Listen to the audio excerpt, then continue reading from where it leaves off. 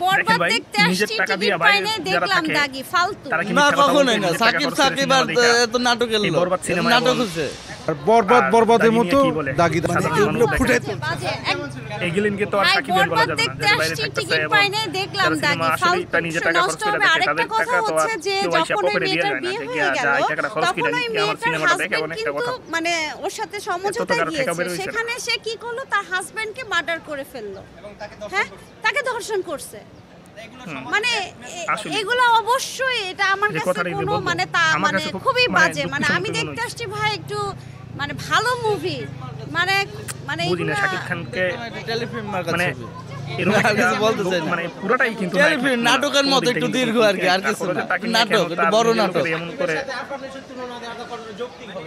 না কখনোই না সাকিব আর ভালোই এত লাগে। নাটকের লোক এত নাটক জানি হচ্ছে কিছু ছবি দেখছি কয়টা এখানে আমার বোঝানো প্রতিটাই ভালো যেত লাগছে যে ফার্স্টে যখন তার যে হাজবেন্ডটা তোমারটা নিয়ে যেহেতু গেছে তেমন সে দেখা ভদ্রভাবে পরে মীমাংসা এতটাও ভালো করতো। লাগে না কিন্তু হ্যাঁ বরবাদ সিনেমাটা আমি দেখছি নায়িকার ভাই, পায়ে খুবই ধরে ভালো লাগছে নায়িকার পায়ে ধরে মাফ চাওয়া উচিত ছিল ঠিক আছে আমি ওকে মালয়েশিয়া fine, থেকে বরবাদ ঠিক আছে? সিনেমা যে হলের ইটা করছি ওটা আপনাদের আমার সামনে নিয়ে ভাই আসবো খুব ভালো একটা সিনেমা খুবই ভালো তুফান থেকে অনেক গুণ ভালো আমি তুফানও দেখছি কেমন লাগলো বলতে এভারেজ ফিল্ম বলা যায়